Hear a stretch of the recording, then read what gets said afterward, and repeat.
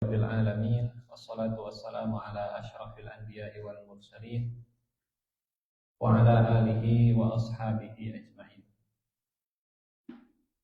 Allahumma la sahla illa ma ja'altahu sahla wa anta taj'alul hazna idza syi'ta sahla. Allahumma la ilma lana illa ma 'allamtana innaka antal alimul hakim. Allahumma 'allimna ma yanfa'una wanfa'na bima 'allamtana wa zidna ilman wa 'amalan ya rabbal alamin. Amma ba'du.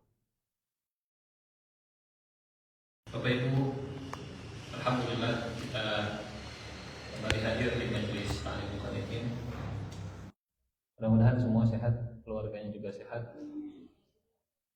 dan semoga Allah memberi kita ilmu yang bermanfaat di tempat ini insyaallah. Salawat dan salam selalu terlimpah untuk junjungan kita Nabi Muhammad sallallahu alaihi wasallam yang sabdanya tidak pernah keluar dari hawa nafsunya, yang tidak tersesat dan tidak keliru dalam segala perilakunya. Dan mudah-mudahan kita dipertemukan di surga Firdaus dengan beliau insyaallah.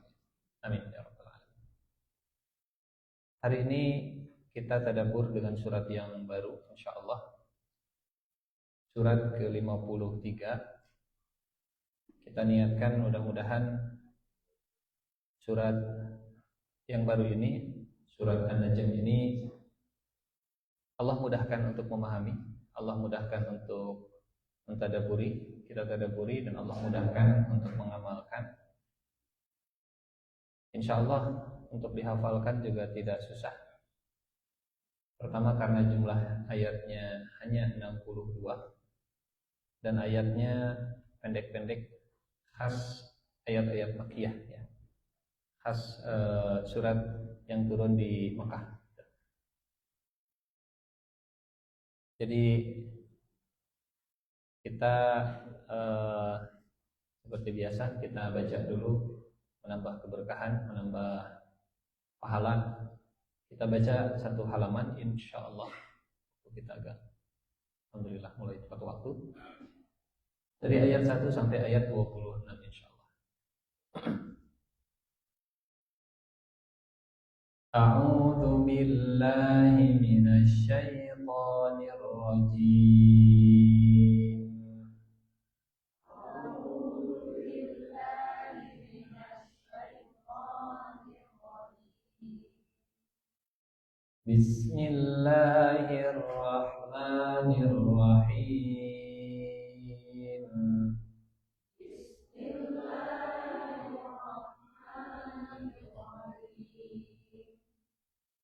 وَالنَّجْمِ إِذَا هَوَى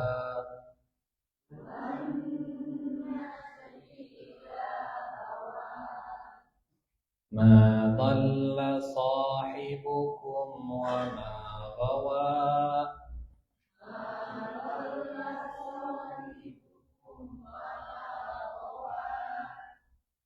وَمَا يَنطِقُ عَنِ الْهَوَى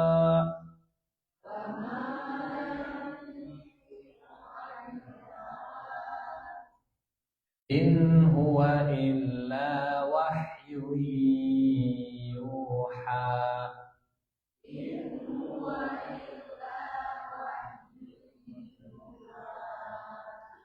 عَلَّمَهُ شَدِيدُ الْقُوَى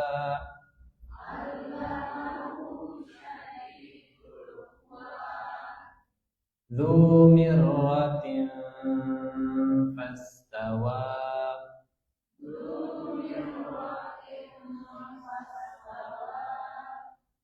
وَهُوَ بِالْأُفُقِ الْأَعْلَى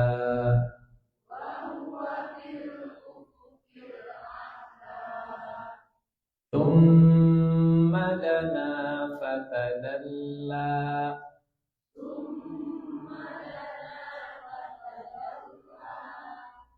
فَكَانَ قَابَ قَوْسَيْنِ أَوْ أَدْنَى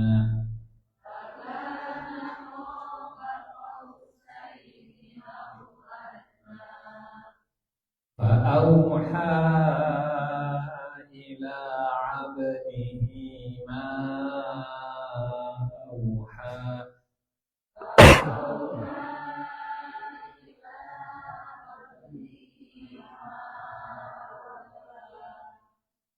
ما كذب الفؤاد ما رأى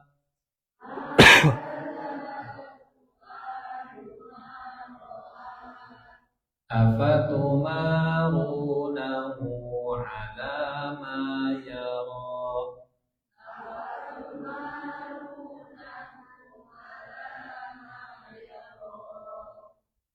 ولقد رآه نزلة أخرى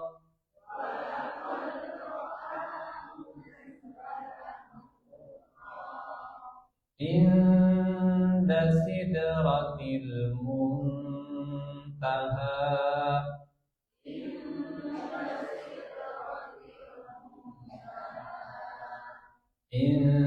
عندها جنة المأوى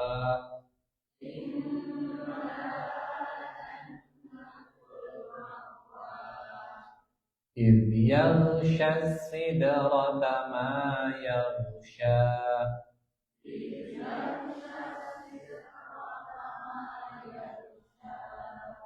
ما زاغ البصر وما طغى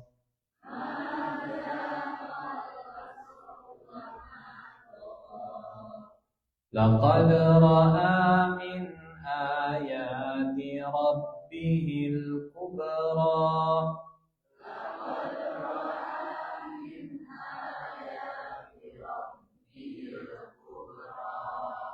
أفرأيتم اللات والعزى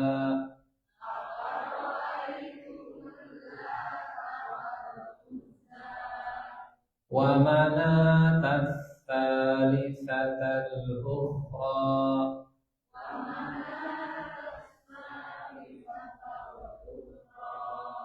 ألكم الذكر وله الأنثى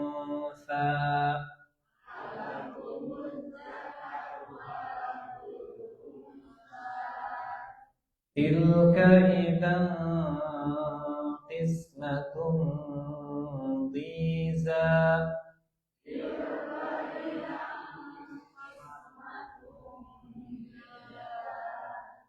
إن هي إلا أسماء سميتموها أنتم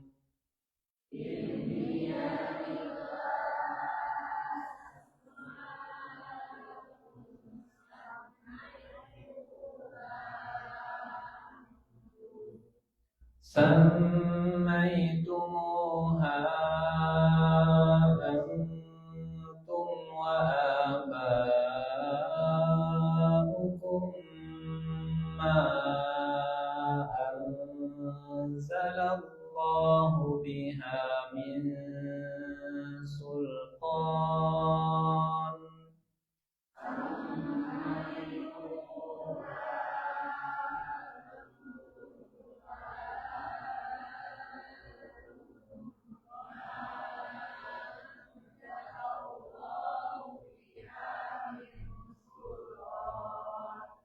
إن يتبعون إلا الظن وما تهوى الأنفس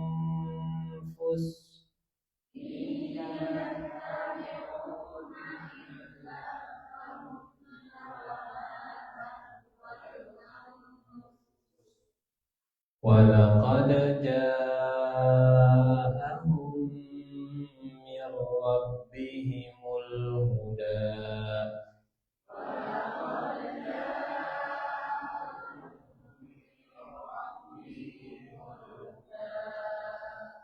أم للإنسان ما تمنى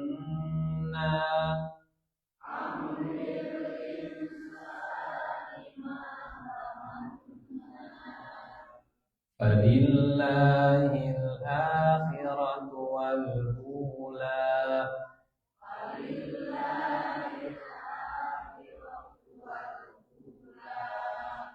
wa kam min malakin fis samawati la tughni syafa'atuhum syai'an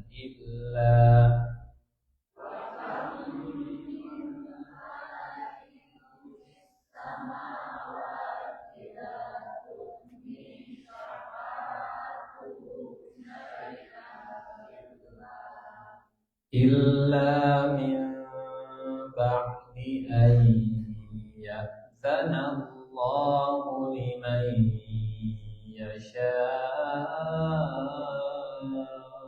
wa yarda.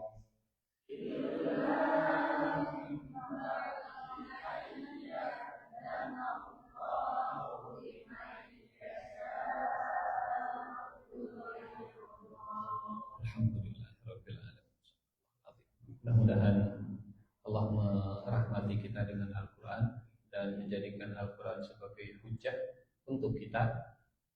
Kemudian semoga Allah bimbing kita menjadikan Al-Quran sebagai imam, sebagai cahaya, sebagai panduan, sebagai petunjuk. Dan semoga Al-Quran menjadi taman di hati kita. Al-Quran menjadi penghapus kesedihan kita. Al-Quran menghilangkan semua kegelisahan kita. Dan semoga Al-Quran, bacaan Al-Quran kita menjadi syafaat di akhirat kita insyaAllah. Amin ya rabbal alamin. Surat An-Najm insyaAllah.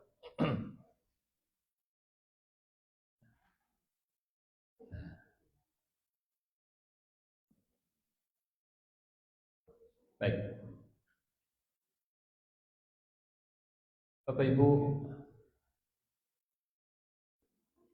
kajian kita setiap Rabu pekan pertama dan kedua ini berusaha menjalankan firman Allah, perintah Allah untuk mentadaburi Al-Quran.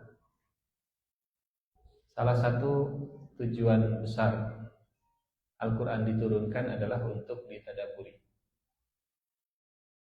Salah satu tujuan besarnya adalah untuk ditadaburi dan ditadzakuri. Liyadabbaru waliyatadzakkaru. Ini tak dengan da dalam tajwid satu makhraj. Ta, da, to. Hingga taknya lebur ke huruf da. Makanya jadi liyadabbaru. Aslinya liyatadabbaru. Liyatadabbaru, taknya lebur ke huruf da, jadi liyadabbaru. Dalnya jadi tasydid. Ta, da, to, satu makhraj, cuma beda sifat. Beda sifat. Di ayat-ayat yang lain juga banyak yang melebur ta dengan to. Qad tabayyana ar-rusydu minal ghayy. Aslinya qad tabayyana ar-rusydu minal ghayy. Wala ana 'abidum ma abattum. Dalnya lebur ke huruf ta. Kalau ini taknya lebur ke huruf dal karena satu makhraj. Di surat Sad ayat 29 Allah menerangkan bahwa Al-Quran sebagai kitab yang diturunkan tujuannya adalah liyadabbaru dan waliyatadzakkar. Kitabun anzalnahu ilaika mubarakul liyadabbaru ayatihi waliyatadzakkara ulul albab. Sehingga mentadabburi Al-Quran itu bukan agenda sampingan. Yang sampingan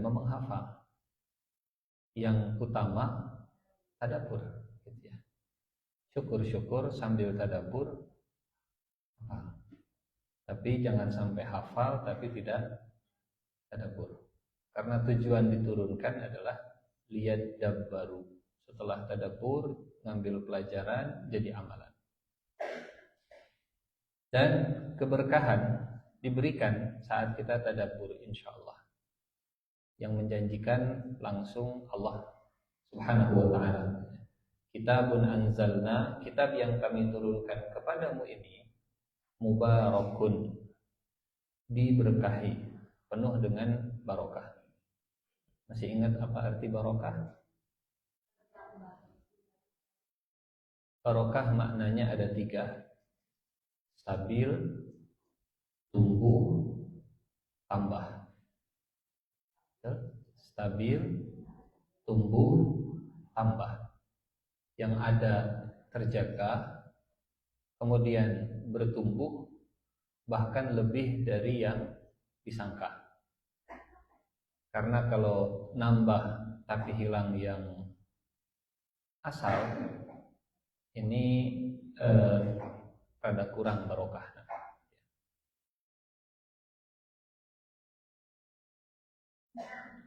Mendoakan orang yang baru nikah, barakallahu lakuma wa baraka alaikuma wa jama'a bainakuma fi khair. Semoga awet, stabil, modalnya tidak hilang. Yang dua jenis, suami dan istri. Yang kedua bertumbuh, tadinya 2 jadi 3, 3 jadi genep, dan kembar 3 kedua. Genep jadi 12 karena punya mantu. Dari mantu punya cucu, tumbuh dan tambah. Beda senyum nama bapak-bapak.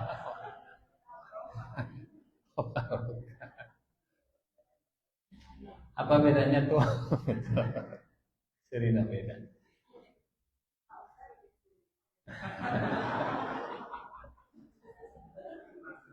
Wih, seri. Antara kalau tumbuh itu an-numuwu, kalau kalau tambah itu az-ziyadah.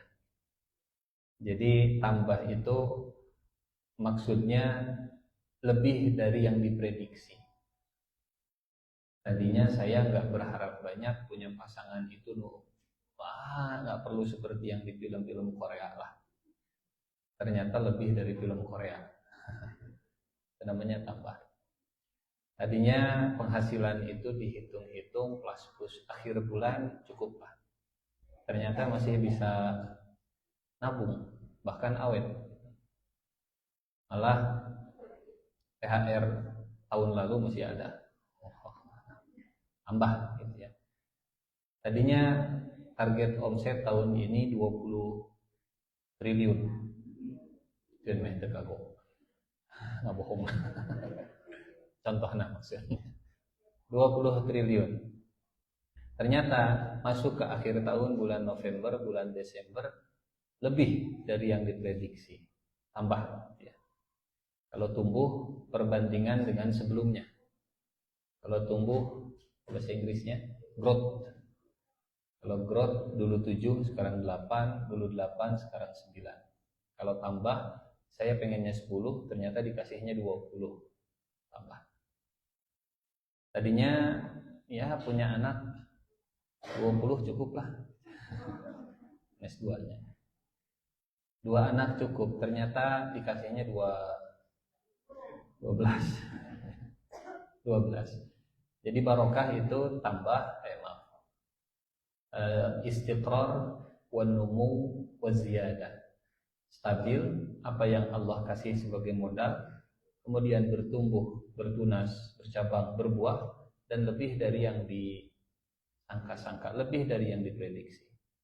Itulah sifat Al-Quran. Kitabun anzalnahu ilaika mubarak. Kitab yang kami turunkan kepadamu ini adalah kitab yang penuh dengan keberkahan. Siapa yang nyangka kalau Al-Quran ini yang tadinya diterima oleh Nabi satu orang, akhirnya yang bisa baca Quran, yang bisa hafal Quran, yang bisa tadabbur Al-Quran, nggak tahu berapa jumlah umat Islam hari ini ya. Dari sejak Nabi Muhammad SAW, mubarak dan terus bertambah, bertumbuh dan bertambah. Pernah saya cerita dialog dengan seorang doktor pendidikan, kayaknya pernah ya. Namanya nggak usah sebut nama lah, bisa nonton. Namanya Dr. Agus Nanasupena.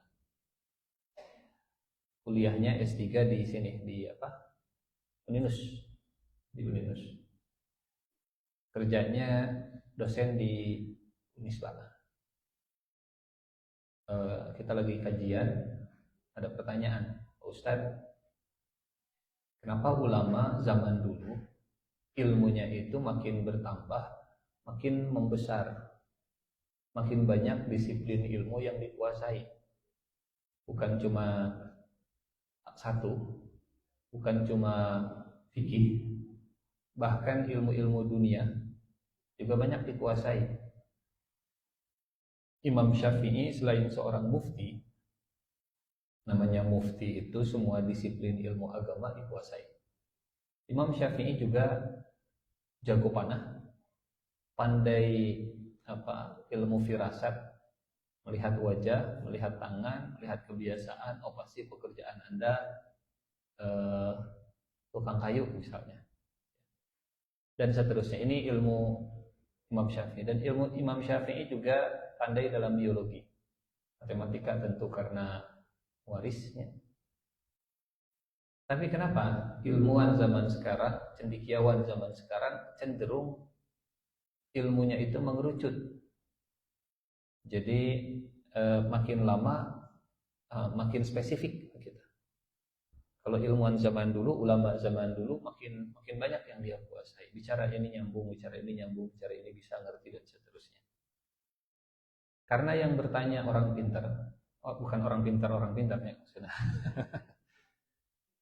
Karena yang bertanya doktor cerdas, saya juga enak untuk menjawabnya. Menurut Pak Agus kumaha? Kan yang pintar mah senang ngejawabnya lira we. Dan jawabannya ini luar biasa.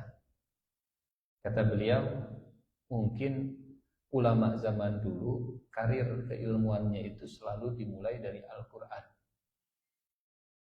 Di benihnya benar, bibitnya benar, jadi berkembangnya juga kemana-mana.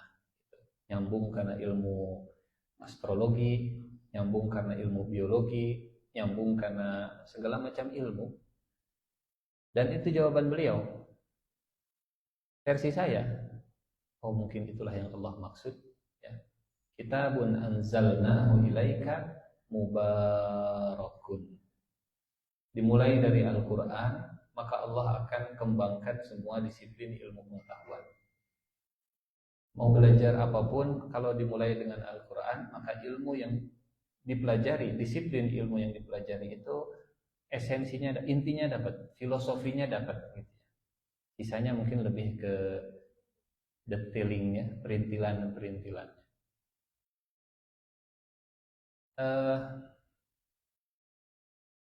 Saya pernah menyampaikan, bukan di sini, di tempat yang lain, tentang perumpamaan hati dan batu. Di surat Al-Baqarah. Surat Al-Baqarah ada ayat tentang perumpamaan hati dan batu. Tsumma qasat qulubukum min ba'di dzalika fahiya kal hijarah. Kemudian hati kalian menjadi keras. Ini kisah Bani Israel setelah mereka melihat sapi yang disembelih di depan mata, tapi masih kufur ke Nabi Musa dan ke Allah Subhanahu wa taala. Kemudian hati kalian menjadi keras, tsumma qasat qulubukum min ba'di dzalik fahiya kal hijarah, dan seperti batu. Allah membuat perumpamaan hati sekeras batu. Kira-kira ilmu apa yang hari ini fokus pembahasannya itu mengkaji, meneliti tentang bebatuan? Geologi ya, geologi. Perumpamaannya hati dengan batu. Saya izin menampilkan rada keluar helanya dari surat An-Najm. Dari surat An-Najm. Jadi ternyata proses mengerasnya hati karena diumpamakan oleh Allah seperti kerasnya batu, dipelajari di geologi, ternyata ada bebatuan yang jadi keras itu setelah mengalami banyak sedimentasi. Ini karena pertemuan pertama surat An-Najm jadi ada ulah langsung masuk begitu ya. Ada ayat di surat Al-Baqarah, "Tsumma qasat qulubukum min ba'di dzalika fahiya kal hijarah aw ashaddu qaswah." Kemudian hati kalian menjadi keras seperti batu. Jadi proses mengerasnya hati diumpamakan oleh Allah seperti proses terbentuknya batu yang keras. Dan perlu diingat, kata tsumma di dalam bahasa Arab itu bukan sehari semalam. Betul? Tsumma itu panjang, berhari-hari, berkali-kali sampai akhirnya menjadi batu. Saya googling bagaimana terbentuknya batuan yang keras. Bukan sehari semalam, ya. Di surat Al-Hadid ayat ke-16, hati keras itu setelah berlalu masa yang panjang. Al-Hadid ayat ke-16. Alam ya'ni lilladzina amanu an takhsha'a qulubuhum li dzikrillahi wa ma nazala minal haqq wa la yakunu kalladzina utul kitaba min qablu fatala 'alaihimul amad. Tala panjang, sehingga disebut jalan tol panjang. Namun pendek bukan jalan tol, pertama jalan pintas namanya. Tala yatulu, tul panjang. Fatala 'alaihimul amadu faqasat qulubuhum wa katsirum minhum fasiqun. Berlalulah masa yang panjang atas mereka, lalu hati mereka menjadi keras. Mengerasnya hati bukan sehari semalam, mengerasnya hati dalam waktu yang panjang, seperti mengerasnya bebatuan. Saya googling, bagaimana bebatuan menjadi keras, bagaimana terbentuknya batu. Dan disebut, ini kama qala Google fi internetihi. Nah, namanya proses sedimentasi. Sedimentasi itu jadi pertama ada banyak partikel-partikel kecil yang terkikis, terbawa oleh angin atau air, kemudian numpuk di satu cekungan. Ada cekungan, ada pasir kecil-kecil. Pasir ke bawah air masuk ke dalam cekungan. Debu ke bawah air masuk ke dalam cekungan. Kemudian tulang-tulang belulang ke bawah angin masuk ke dalam cekungan. Numpuk. Setelah numpuk kemudian ada air, ya, air yang masuk merembes di sela-sela tumpukan tadi, dan air ini seperti semen mengikat semua partikel-partikel tadi sampai akhirnya jadi keras. Namanya batuan sedimen. Betul ya? Batuan sedimen. Dan Allah membuat perumpamaan hati yang mengeras seperti bebatuan yang mengeras. Dosa-dosa kecil masuk ke dalam hati, tumpuk ke bawah, dari mata sedikit, dari telinga sedikit, dari mulut sedikit, dari hati sedikit, dari pikiran sedikit, masuk, lama tidak dibersihkan, dan akhirnya fatala alaihimul amad faqasat. Ini Al-Quran adalah kitab yang diberkahi karena membuat kita jadi belajar dari Quran ke alam atau dari alam ke Quran. Ilmu kita akan diberkahi oleh Allah karena tidak tidak siga lauk sumur teh naon kitu we muih itu apa sih didinya we kita muter didinya. Tapi justru Al-Qur'an makanya setiap Allah menyebut satu kata, attitude kita, sikap kita terhadap ayat Al-Quran adalah kenapa Allah menyebut kata ini, mengapresiasi, menghargai bahkan setiap huruf kalau bisa. Setiap huruf kita analisa, kita tadabburi dengan attitude pasti ada rahasianya di balik huruf ini. Lihat dabbaru ayatnya. Adapun sedimentasi hati, kalau ini kan sedimentasi bebatuan. Adapun sedimentasi hati, kalau hati mengeras, khususnya dalam konteks ayat tadi, tsumma qasat qulubukum min ba'di dzalik. Tsumma qasat qulubukum min ba'di dzalik. Bani Israel, kenapa hatinya menjadi keras? Karena sudah 12 kali dari ayat ke-47. Saya takut terlalu melebar tema kita surat An-Najm, tapi jadi nyambung ke itu tadi begitu ya. Mubarakun, mudah-mudahan ini salah satu makna mubarakun, berkembang, bertumbuh, bertambah. Kalau kita lihat surat Al-Baqarah, Ibu Bapak, dari ayat 47 sampai ayat 74 itu cerita Bani Israel, sampai ayat 74 hatinya menjadi keras. Kan surat Al-Baqarah itu kalau kita lihat alurnya, sistematikanya 1 sampai 5 sifat orang bertakwa, 6 sampai 7 sifat orang kafir, kemudian 8 sampai ayat berikutnya tentang sifat orang-orang munafik, ya. Kemudian muncul kisah Nabi Adam sampai turun ke bumi. Setelah Nabi Adam turun ke bumi, kisah berikutnya adalah Bani Israel. Kisah berikutnya Bani Israel. Seolah-olah apa yang pernah terjadi di surga, kesalahan yang pernah terjadi di surga, itu terulang lagi oleh Bani Israel di dunia. Apa yang pernah dilakukan oleh iblis di surga, itu terulang lagi dilakukan oleh Bani Israel di muka bumi. Jadi kisah pembukanya di surga oleh Nabi Adam, kisah berikutnya dilanjutkan oleh Bani Israel. Sampai di ayat 74 Allah menyebut hati mereka mengeras lebih keras dari batu. Kemudian, dan bagaimana hati mereka menjadi keras? Di ayat sebelumnya, 12 kali di ayat sebelumnya, ini sedimentasi hatinya, pengerasan hati yang terjadi.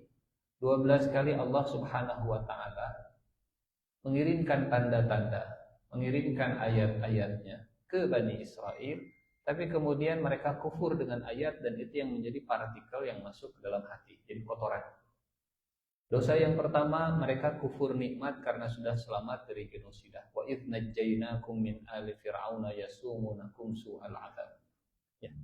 Mereka selamat dari genosida, tapi kemudian kami nikmat apa yang bisa kami syukuri?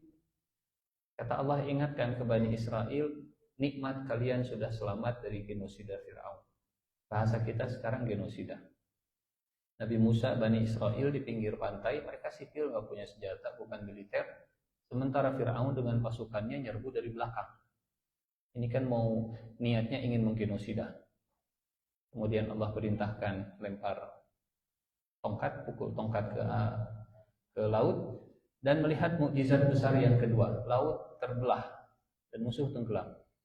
Tapi mereka, Bani Israel, masih mengulang kekufurannya.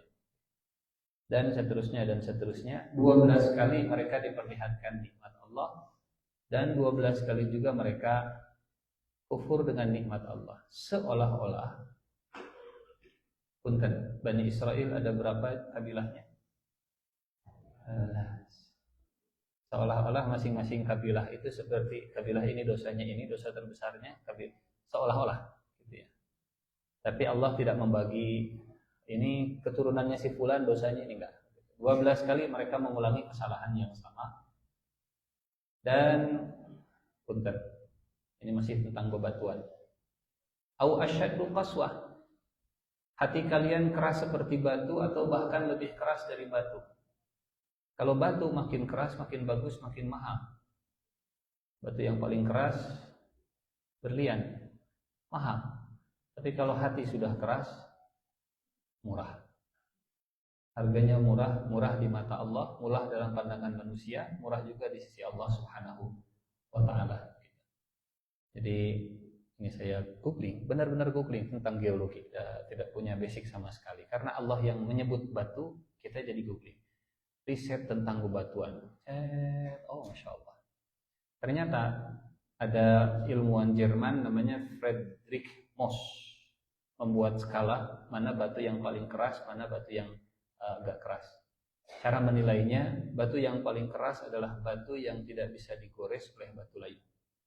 Batu yang paling keras adalah batu yang bisa menggores batu lain, tapi dia tidak bisa digores oleh batu lain. Dan kenapa berlian paling keras? Karena dia bisa menggores, tapi dia tidak bisa tergores. Itulah hati kalau sudah keras sebenarnya. Hanya bisa menggores hati orang lain dan ya dia nggak mau digores oleh orang lain. Inilah ironinya antara keras batu dengan kerasnya hati. Batu yang keras berharga, tapi hati yang keras jadi bahan bakar api neraka. Nauzubillah. Baik, kita balik lagi tadi ke surat Shad ayat 29. Kitabun anzalnahu ilaika mubarak. Kitab yang kami turunkan kepadamu ini diberkahi. Kalau tadi bicara batu, surat yang akan kita tadabburi ini surat yang namanya bintang. Nah, saya bukan astrologi. Jadi mungkin pulang dari sini kita sama-sama belajar googling seputar perbintangan, belajar nanti tentang rasi-rasi bintang. Karena Allah yang menjadikan bintang itu, ada ayat dalam Al-Qur'an begini. Wabin najm, dan Allah menciptakan bintang sebagai petunjuk bagi mereka dalam kegelapan malam. Maaf. Ada ayat yang luar biasa di ayat keberapa itu ya? Wa alamat wa bin najmi hum yahtadun. Sebentar.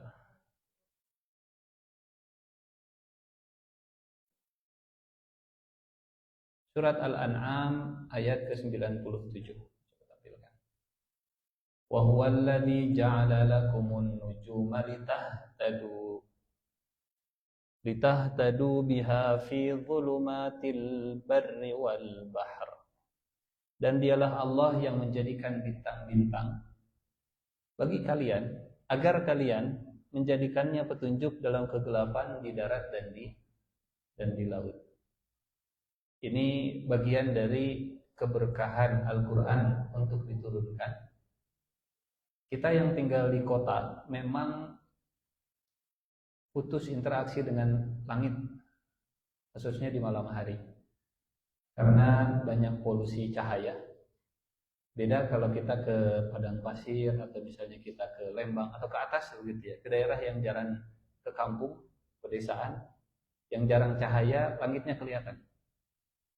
kelihatan. Jadi Allah menciptakan bintang, tujuannya litahtadu bih, supaya dapat petunjuk.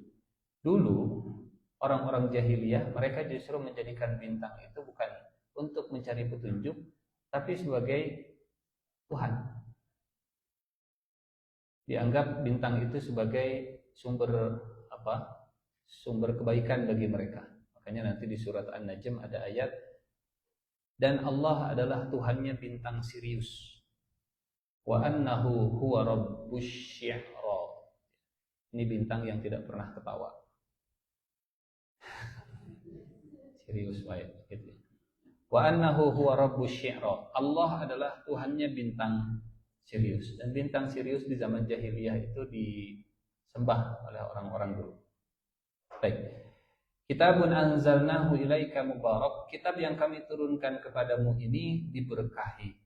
Membuat yang ada terjaga, kemudian menambah, kemudian menyebar, bertumbuh dan bertambah. Tujuannya liyadabbaru ayatihi wa liyatadzakkara ulul albab. Maka yang sedang kita kerjakan di Majelis Taklim Qanitin ini, Rabu pertama dan Rabu kedua adalah mengamalkan, menjalankan perintah Allah, surat Shad ayat 29 tadabbur. Hingga semoga kehadiran kita di kajian tadabbur ini diniatkan, ya Allah, saya niatkan hadirnya saya di sini mengamalkan surat Shad ayat 29. Urusan tidak hafal mah teu naon. Da lihat dab baru. Kemudian dalam surat Muhammad ayat 24, surat 47 ayat 24, A'udzu billahi minasyaitonir rajim. Afala yatadabbarunal Qur'an am 'ala qulubin aqfaluha. Apakah mereka tidak mentadabburi Al-Qur'an ataukah hati mereka di atasnya ada kunci? Am 'ala qulubin, atau di atas hati mereka aqfaluha, gembok-gemboknya, kunci-kuncinya. Disandingkan antara tadabbur dengan hati yang terkunci. Di antara makna, di antara penafsiran para ulama, bahwa hati yang terkunci itu anti dengan tadabbur. Dan tadabbur adalah cara untuk membuka gembok hati. Ayat ini kalau kita lihat konteksnya, kalau kita baca ayat-ayat sebelumnya, itu tentang orang munafik. Orang munafik yang toba Allahu ala qulubihim, hatinya sudah terkunci, kalau pengen dibuka tadabburi ayat-ayat Al-Quran. Jadi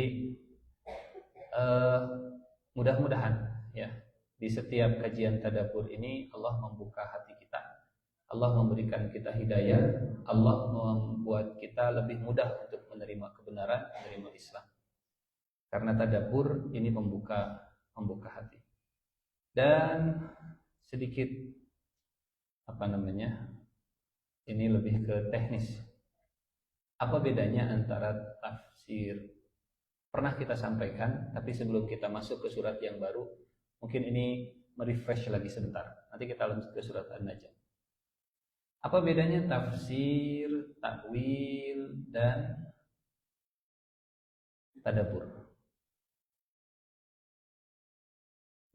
Kalau saya jadi CEO gitu ya, CEO perusahaan besar, saya akan mengambil keputusan kalau saya sudah baca data yang valid, yang benar.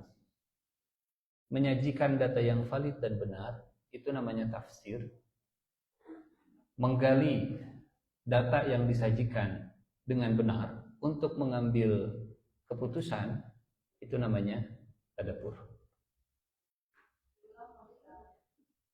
Tafsir itu saya harus membaca ayat ini dengan benar, maknanya artinya harus benar. Kalau tadabbur, action saya terhadap ayat ini, terhadap apa yang saya pahami. Makanya mustahil saya sebagai CEO misalnya mengambil keputusan kalau data yang disajikan juga tidak valid. Betul? Nah, menyajikan data yang valid, menjelaskan seterang-terangnya dan sebenar-benarnya, itu tafsir. Nanti mengambil keputusan dari data yang clear, apa yang harus kita lakukan dari semua data yang sudah dipresentasikan, itulah tadabbur. Itu tadabbur. Jadi tadabbur bukan sekedar apa yang saya tahu tentang ayat ini. Kalau apa yang saya tahu tentang makna ayat ini itu namanya tafsir. Tafsir lebih ke sinilah. Kalau tadabbur lebih ke sini dan apa yang akan saya lakukan. Bahaya kalau kita kontemplasi, kita mengambil keputusan dari data yang salah. Analisisnya benar, tapi datanya salah. Bahaya gitu.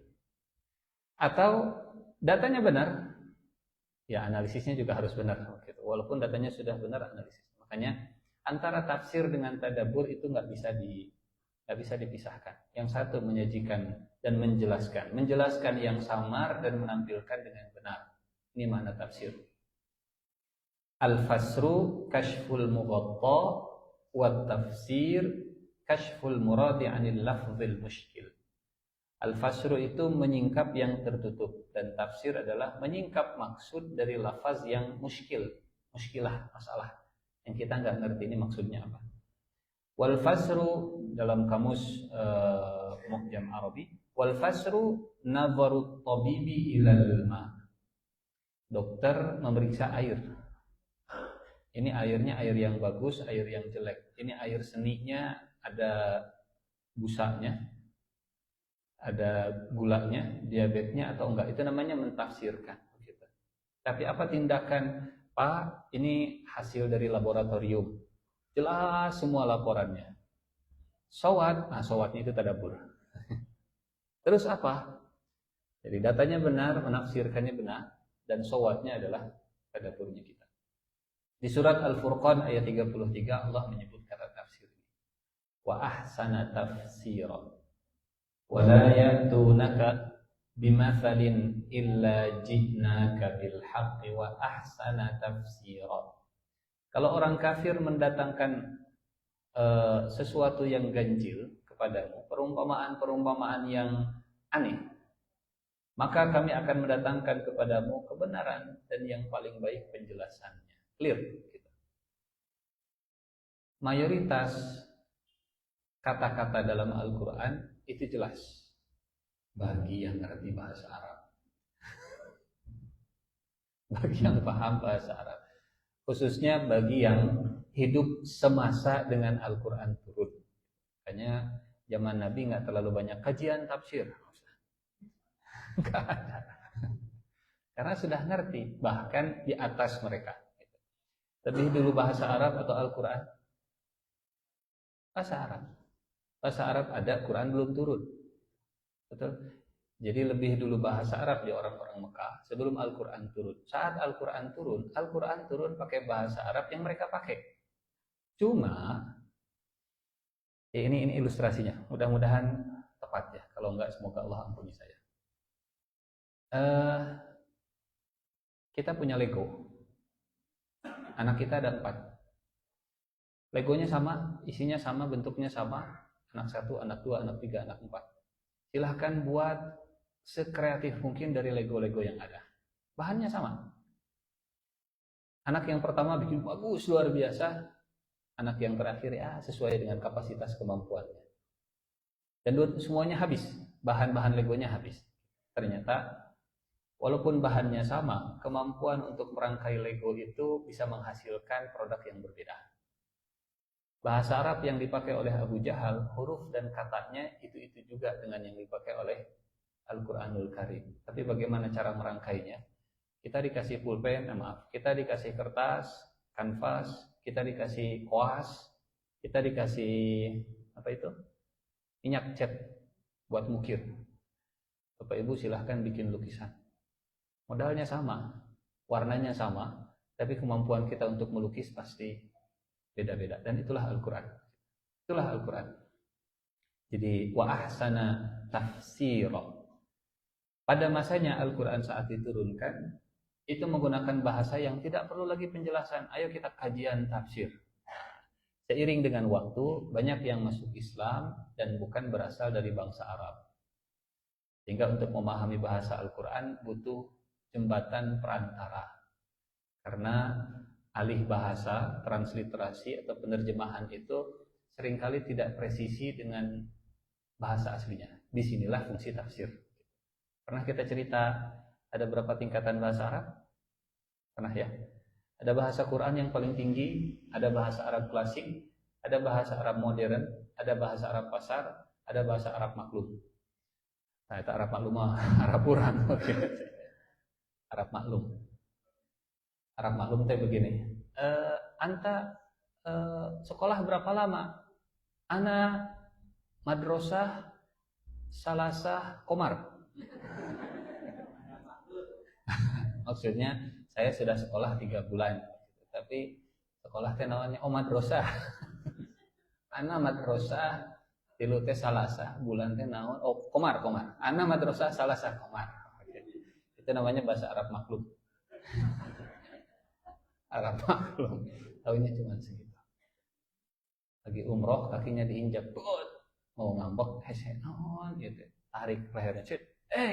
Alam taro. Tidakkah engkau perhatikan? Kita nggak tahu lagi. Itu bahasa Arab maklum lah. Bingung itu gimana? Terlalu canggih di hotel bintang 7 di Fairmont pangluhurna. Cara mareman lampu teh. Panggil bellboy pas datang. Aishfi, Nur, innalillahi.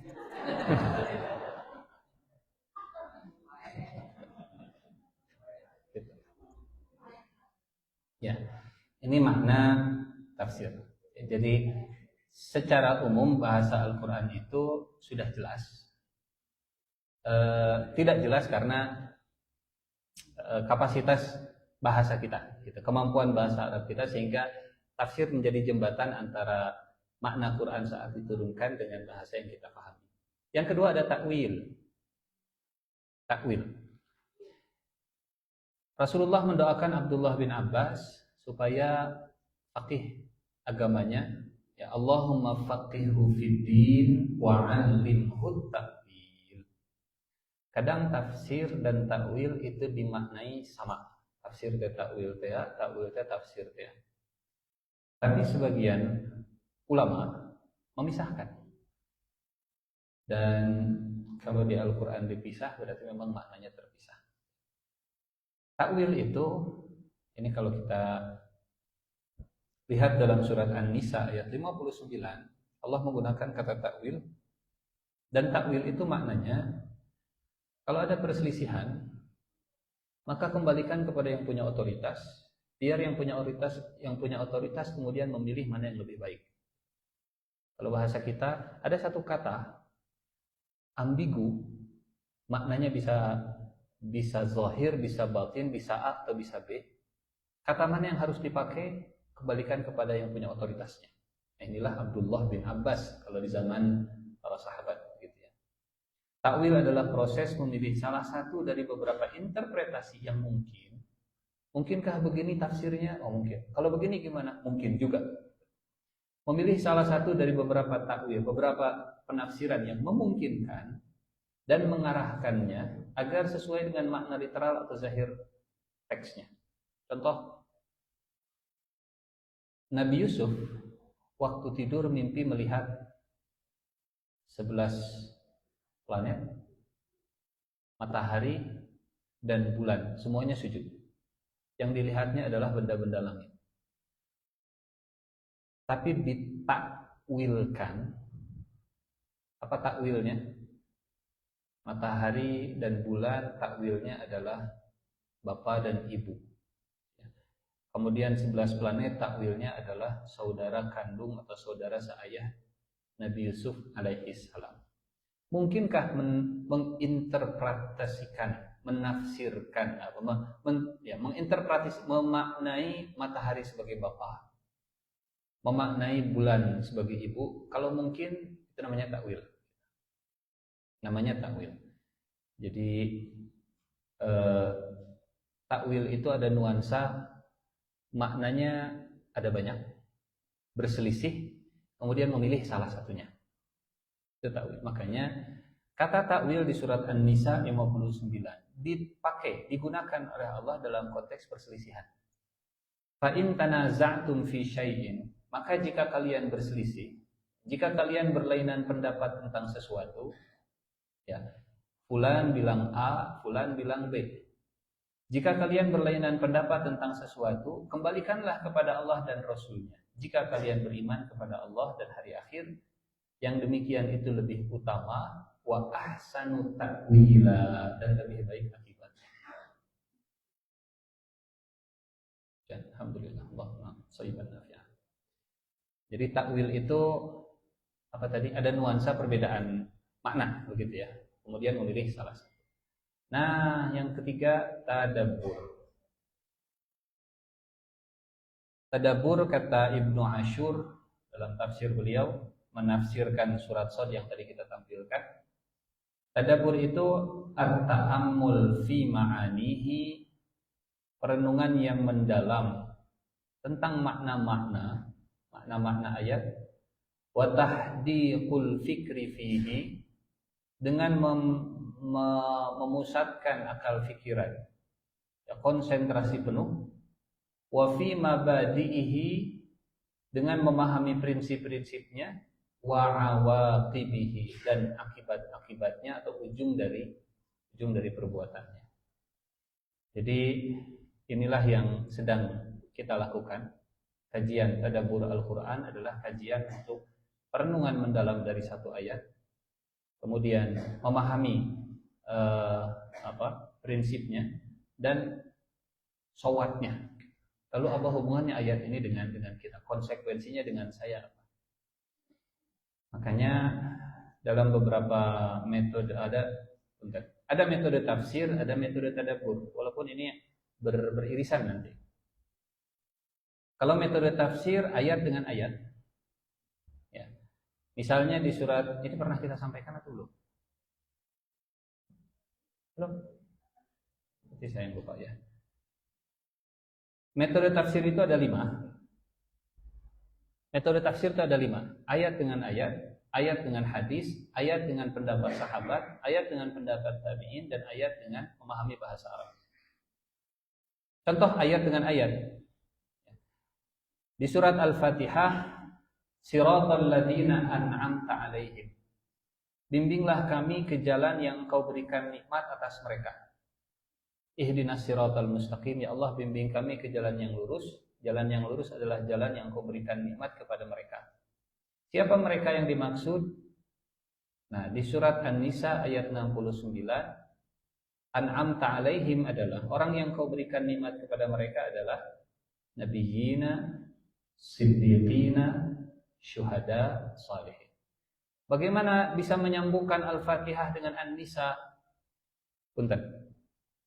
Kata yang sama di surat Al-Fatihah dengan kata yang sama di surat An-Nisa itu seperti link. Klik. Jadi kita ngeklik kata An'amtanya, oh An'amta dalam Al-Quran diulang oleh Allah di surat ini ayat sekian, di surat ini ayat sekian. Dikumpulkan ayat-ayat dengan kata yang sama tadi, dan ayat ini saling menafsirkan ayat yang lainnya. Kita ingin kisah Nabi Musa yang utuh. Kumpulkan Musa di surat ini dengan Musa di surat ini, kumpulkan, jadilah tafsir kisah Nabi Musa nantinya. Jadi ini ayat dengan ayat. Di surat Al-Baqarah 37, kisah Nabi Adam saat talaqi. Fatalaqqa Adamu mir rabbih kalimat. Maka Nabi Adam talaqi dari Tuhannya kalimat. Talaqi itu diajarkan sesuatu face to face. Dari kata liqa. Liqa itu artinya bertemu langsung. Dan Nabi Adam talaqi dari Tuhannya kalimat-kalimat. Kalimatnya apa? Kalimatnya tidak disebut di surat Al-Baqarah, tapi ditafsirkan kalimat itu adalah Rabbana zalamna anfusana, adanya di surat Al-A'raf. Ini kisah Nabi Adam di sini, kemudian disinkronisasi. Oh, yang dimaksud dengan kalimat di surat Al-Baqarah adalah ini. Ini ayat dengan ayat. Ayat dengan hadis. Di surat ke-6 Al-An'am. Di surat Al-An'am, ayat ini ditanyakan oleh para sahabat ke Rasulullah karena mereka gelisah. Ya Rasulullah, Allah berfirman, orang yang beriman, alladzina amanu, orang-orang yang beriman, walam yalbisu imanahum bidzulmin, kemudian imannya tidak tercampur dengan kezaliman, ulaika lahumul amnu, merekalah yang akan mendapatkan keamanan. Kata para sahabat, ya Rasulullah, siapa di antara kami yang tidak pernah berbuat zalim? Ya Rasulullah, kami sering berbuat zalim, zalim ke diri sendiri, zalim ke Allah. Ini hanya jadi untuk siapa? Kata Nabi, ya Nabi menafsirkan ayat ini, alam tasma'u ila qawli Luqman libnih. Kalian belum pernah mendengar nasihat Luqman kepada anaknya, ya bunayya la tusyrik billah, innasyirka la zulmun adzim. Nah, jangan berbuat syirik kepada Allah, jangan menduakan Allah, sungguh syirik adalah kezaliman yang besar. Jadi maksud Nabi, kezaliman yang ada di ayat surat Al-An'am tadi, itu yang dimaksud adalah syirik. Siapa yang menafsirkannya? nabi. Memang ayatnya ada, tapi yang menghubungkannya itu adalah Nabi Muhammad sallallahu alaihi wasallam. Di surat Al-Anbiya ayat 104 misalnya. Ada ayat kama bada'na awwala khalqin nu'iduh. Sebagaimana kami memulai dalam penciptaan kalian, dan seperti itu juga kami akan mengembalikan ciptaannya. Nabi kemudian menafsirkan, menjelaskan, ya ayyuhan nas innakum mahsyuruna ilallahi hufatan uratan ghudla. Kalian akan dikumpulkan kepada Allah dalam keadaan telanjang kaki, telanjang dada, dan tidak disunat. Jadi ini ayat dengan hadis. Ayat dengan pendapat sahabat di surat 41 Asy-Syura ayat 34. Idfa' billati hiya ahsan. Maka tolaklah keburukan itu dengan cara yang lebih baik. Abdullah bin Abbas menafsirkan ayat ini, yang dimaksud dengan menolak keburukan dengan kebaikan adalah as-sabru 'indal ghadab wal 'afwu 'indal isaa'ah fa idza fa'aluhu 'asamahumullahu wa khada'a lahum 'aduwwuhum. Bersabar ketika marah, memaafkan ketika disakiti, maka apabila itu dilakukan, Allah akan melindunginya dan Allah akan tundukkan musuhnya kepadanya. Musuhnya akan ditaklukkan. Ini Quran dengan pendapat sahabat. Kemudian Quran dengan pendapat tabi'in. Misalnya, beberapa contoh. Wasyaf'i wal watr. Demi yang genap dan yang ganjil. Syafa' genap, watr ganjil. Mungkin hasil dari tadabbur ayat ini diberlakukan kebijakan ganjil genap di Jakarta. Hasil tadabbur. Karena Allah kalau bersumpah dengan sesuatu itu pasti sesuatu. Jadi ganjil genap. Dan masing-masing para tabi'in memberikan tafsirnya. Ada yang mengatakan asy-syaf'u itu sejodoh, al-watru itu Allah Subhanahu wa taala. Karena semua yang Allah ciptakan itu pasti ada pasangannya. Atas, bawah, kanan, kiri, langit, bumi, surga, neraka, suami, istri, bapak, anak, dan seterusnya. Yang tidak berpasangan cuma satu, Allah Subhanahu wa taala. Ini tafsirnya Mujahid. Metode tafsir dengan memahami bahasa Arab. Pengalaman dari Abdullah bin Abbas. Abdullah bin Abbas sebelumnya masih belum mendalami makna fatir. Kita menerjemahkan fatir ya pencipta. Fatir pencipta, khaliq juga pencipta. Sampai akhirnya Abdullah bin Abbas bertemu dengan dua Arab Badui. Hatta atani a'rabiyani yahtasimani fi bi'rin. Dua orang Arab Badui yang berselisih untuk memiliki sumur. Faqala ahaduhuma li sahibihi, kata yang satu, ana fatartuha, saya yang memulainya, saya yang menggalinya, saya yang menemukan pertama kali. Ini makna fatara secara bahasa. Jadi ada metode tafsir dan ada juga metode tadabbur. Kalau tafsir apa tadi? Menyingkap yang samar, menampilkan dengan benar. Kalau tadabbur, konsekuensi apa yang saya dapat dari data-data yang sudah ditampilkan. Makanya kalau metode tadabbur itu lebih ke how to-nya. Ya. Kenapa apa relevansinya ayat ini dengan saya? Ini beberapa metode tadabbur yang kita berusaha mengamalkan metode-metode ini dalam kajian-kajian tadabbur kita. Satu, adab ketika tilawah. Yang kedua, asy'ur bi anna al-Qur'an yukhatibu, merasa bahwa ayat ini bukan turun pada masanya, tapi ayat ini adalah ayat yang turun hari ini. Bahasa yang sering saya pakai adalah bagaimana caranya supaya Al-Qur'an itu jadi lensa untuk melihat masa kini.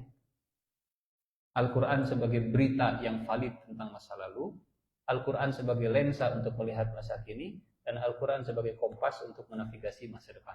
Itu namanya asy'ur bi anna al-Quran yukhatibu. Bagaimana menarik relevansi supaya saya relate dengan ayat ini tuh gimana sih caranya? Itu tadabbur. Jadi supaya baca ayatnya tengah arti. Attitude-nya bukan attitude seperti WA dan status yang tidak penting kemudian skip, postingan dan konten yang tidak penting kemudian scroll, begitu ya. Sehingga salah satu metode tadabbur adalah asy'ur bi anna al-Qur'an yukhatib. Membaca, mentadaburi, mengkaji, tujuannya bukan untuk wa alla yakuna hammuhu nihayatas surah. Targetnya bukan an-najm harus beres satu pertemuan atau kedua. Targetnya adalah dari ayat ini apa sih relevansinya dengan saya? Apa sih hubungannya dengan saya pribadi, dengan keluarga saya dan dengan kita semua?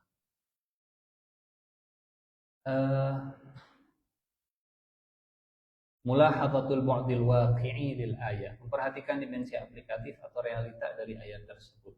Karena lagi-lagi Al-Qur'an berlaku sepanjang zaman, bukan hanya berlaku di zaman Rasulullah sallallahu alaihi wasallam. Ini penting juga. Athiqatul mutlaqah bin nasil Qur'ani wa ikhda'ul waqi' al-mukhalif lah. Bapak Ibu punten. Realitanya A. Di Al-Qur'annya B. Mana yang harus kita yakini? Mana yang harus kita ikuti? Yakin? Yakin, enggak masih kena jangan dimulai, masih kena di masjid. Nanti kalau sudah keluar masjid baru lain cerita. Banyak ayat di dalam Al-Qur'an yang kita baca A, tapi keluar dari masjid mah B. Jadi mana yang harus saya ikuti? Sejak zaman pertama kali Al-Qur'an diturunkan, selalu Al-Qur'an jadi ujian keimanan. Ikut Allah atau ikut aku maha rame nawe gitu. Ini athiqatul mutlaqah bin nasil Qur'ani wa ikhda'ul waqi' mukhalifah. Kepercayaan mutlak terhadap Al-Qur'an dan menundukkan realita yang bertentangan dengan Al-Qur'an. Apa lagi? Ya, kita balik lagi sekarang ke surat jauh tinggi. Afala yatadabbaruna al-Qur'an am ala qulubin aqfaluha. Maka apakah mereka tidak mentadabburi Al-Qur'an atau hati mereka menjadi terkunci? Tafsir membuka ini, tadabbur membuka ini. Sehingga mudah-mudahan akal dan perasaan kita berinteraksi dengan Al-Qur'an itu dalam keadaan benar-benar siap gitu ya. Siap untuk menerima, siap untuk mengolah, siap untuk mengamalkan. Baik, kita masuk ke surat An-Najm. Karena hujan insyaallah jadi rada lama waktunya. Moal wih kan kehujanan. Baik. Kita nggak akan masuk ke ayat demi ayatnya hari ini. Ayat demi ayatnya kita lanjutkan nanti di bulan Desember. Hari ini pembahasannya tentang tema surat An-Najm.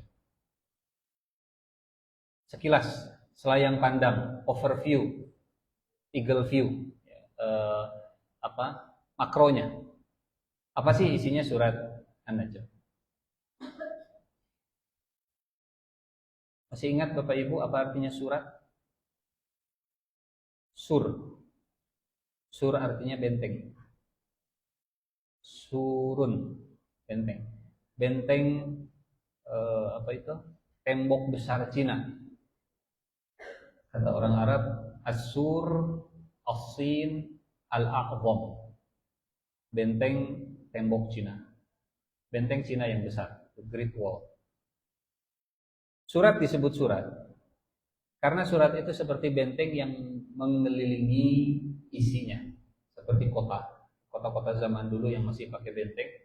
Surat disebut surat itu seperti benteng, seperti kota besar. Bedanya, kalau benteng zaman dulu, kalau benteng zaman sekarang dibangun itu dari bawah ke atas, dari pondasi kemudian ke dinding. Kalau benteng zaman dulu dari atas ke bawah, karena turunnya dari langit.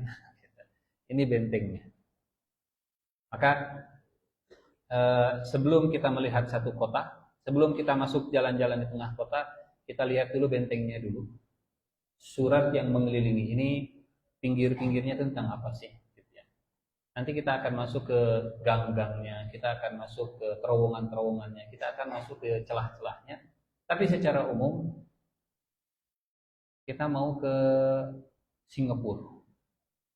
Melihat Singapura dari atas dulu. Oh, Singapura teh siga kitu. Tapi setelah kita turun, oh geningan ini bandaranya. Oh ternyata di bandaranya ada air terjun. Oh ternyata ada tempat main. Oh ternyata ada mall di bandara. Itu nggak kelihatan dari atas. Nah, eh, tema surat An-Najm ini sekilas tentang surat An-Najm, temanya ada 6 kurang lebih. Yang kalau mau dirangkum bahasa mudahnya begini. Iman ke Allah, iman ke malaikat, iman ke kitab, iman ke rasul, iman ke hari akhir. Karena surat-surat yang turun selama di Mekah itu mentreatment menguatkan rukun iman.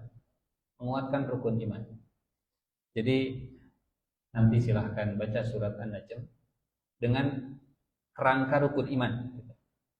Baca ayat 1, ayat 2, ayat 3. Ini nyambungnya rukun iman yang mana? Oh ini rukun iman kepada Rasul. Wan najmi idha hawa ma dhalla sahibukum wa ma ghawa. Iman kepada Rasul bahwa Rasulullah tidak mungkin sesat, tidak mungkin keliru. Wa ma yantiqu 'anil hawa, dan tidak mungkin dia berbicara dari hawa nafsunya. Itu iman kepada Rasul.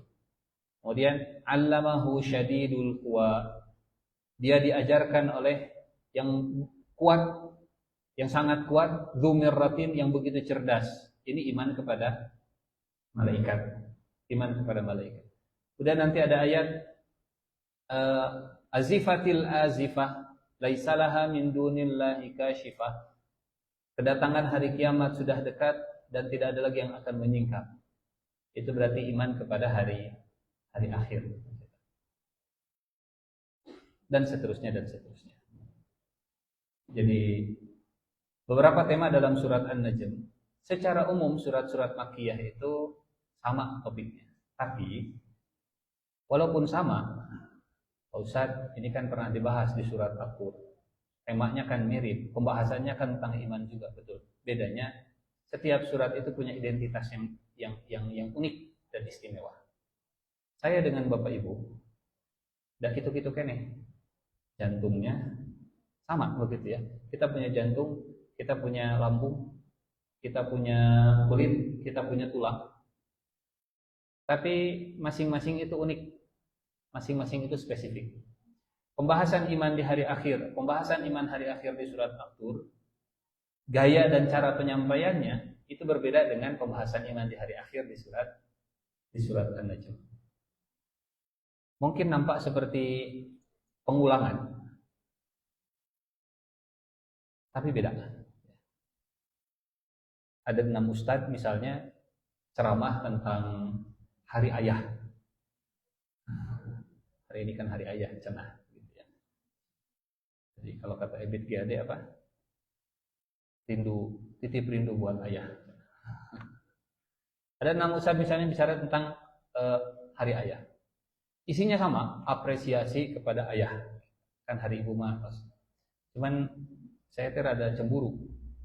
Karena kalau ibu dan anak mau jadi kementerian, tidak ada kementerian pemberdayaan bapak-bapak dan anak laki-laki, tidak ada.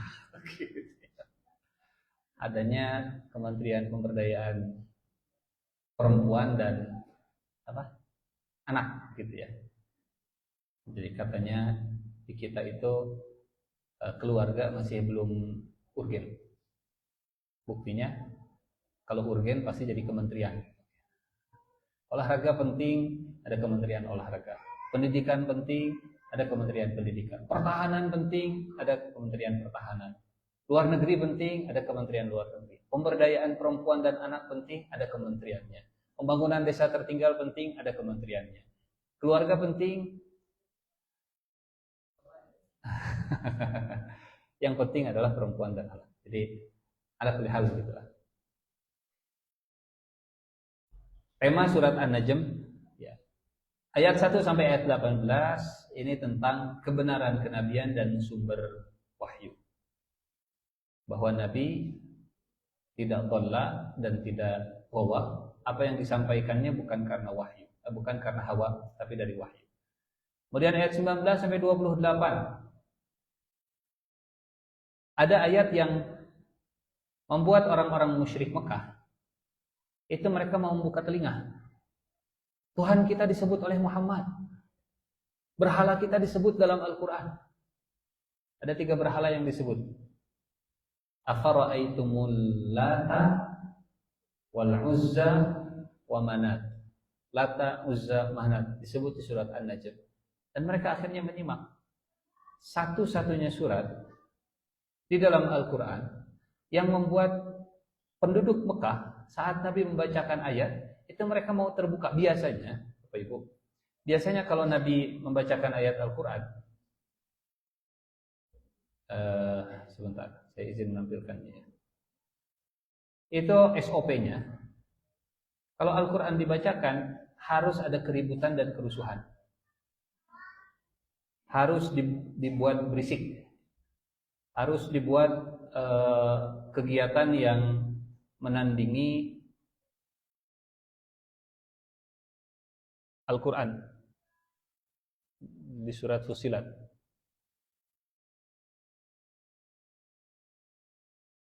Wa qala alladziina kafaru li hadzal qur'ani la tasma'u li hadzal qur'ani walghaw fihi la'allakum taghlibun. Ayat ke-26 surat Fussilat. Dan orang-orang kafir berkata, janganlah kalian mendengarkan Quran dengan sungguh-sungguh dan buatlah hiruk-pikuk terhadapnya. Kalau ada kajian tadabbur, di sebelahnya harus ada sonhorek. Ya kan hiruk-pikuk zaman baheula, zaman ayeuna mah sonhorek. Di sini masjid sedang ngaji, di sana ada sonhorek sedang naon? Konser dan seterusnya. Pokoknya SOP-nya adalah bikin acara tandingan yang tempatnya berdekatan dan waktunya bersamaan. Kalau anak kecil maghrib itu sedang ngaji, maka tampilkan di televisi acara-acara kartun yang menarik perhatian mereka.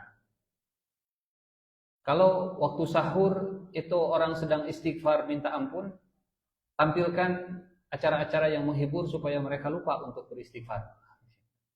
La tasma'u li hadzal qur'ani walghaw fihi la'allakum taghlibun. Ini SOP-nya.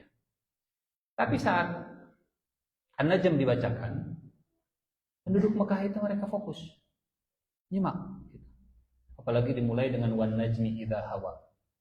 Bagi orang-orang Mekah, wan najmi idza hawa itu syair-syair. Jadi peradabannya orang Arab itu peradaban sastra, bukan peradaban gedung, bangunan, batu dan seterusnya, bukan infrastruktur yang mereka banggakan, tapi bahasa. Sampai ya, kalau bahasa kita mungkin sekarang dalam syair itu dibagi berbagai departemen. Ada syair departemen bintang, isinya tentang para penyair yang memuji-muji bintang. Ada syair departemen batu, ada syair departemen wanita, ada syair departemen perang. Dan saat Rasulullah Sallallahu Alaihi Wasallam menyampaikan surat An-Najm, kata An-Najm itu menarik perhatian. Sejak awal sudah menarik perhatian. Kemudian ditambah dengan afara'aitumul Lata wal Uzza wa Manata salisatal ukhra, disebut 3 berhala mereka makin menyimak sampai punten. Saat Rasulullah membaca ayat terakhir surat An-Najm. Silakan lihat ayat terakhir surat An-Najm. Fasjudu lillahi wa'budu. Maka sujudlah kalian semua kepada Allah dan sembahlah Allah. Nabi sujud dan semua penduduk Mekah sujud. Saking terbawa emosinya, saking mereka itu, kita disuruh sujud, kita sujud. Cuman satu orang yang tidak mau sujud, namanya Umayyah bin Khalaf, dia ambil tanah. Saya nggak mau kening saya yang ke bawah, yang di bawah naik ke kening saya. Obok gitu. Umayyah bin Khalaf yang nyiksa Bilal. Jadi emosinya terbawa, begitu fokus mereka memperhatikan, mendengarkan, dan SOP-nya jadi dibatalkan untuk surat An-Najm karena keindahan bahasanya yang luar biasa, sangat luar biasa. Ini ya kritik terhadap berhala dan syirik. Kemudian yang ketiga, keadilan Allah dan pembalasan. Liyajziyal ladzina asa'u bima amilu wa yajziyal ladzina ahsanu bil husna. Orang baik akan dapat kebaikan, orang orang buruk sesuai dengan amalan, orang baik akan dibalas dengan kebaikan. Allah tidak menyebut orang baik akan dibalas sesuai dengan amalan. Kalau itu rumus untuk orang jahat. Orang jahat dibalas sesuai dengan perbuatan, orang baik akan dibalas dengan kebaikan. Bukan karena perbuatannya, tapi karena kebaikan Allah Subhanahu wa taala. Kemudian prinsip usaha dan tanggung jawab, wa allaisa lil insani illa ma sa'a wa anna sa'yahu sawfa yura. Sikap terhadap dunia dan ilmu, di ayat 29 sampai ayat 30.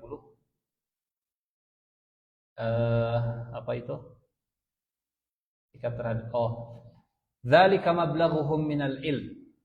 Itulah puncak pengetahuan mereka tentang ilmu. Allah mengkritisi orang-orang yang tahu mendalam tentang ilmu dunia, tapi bodoh tentang ketuhanan dan ilmu akhirat.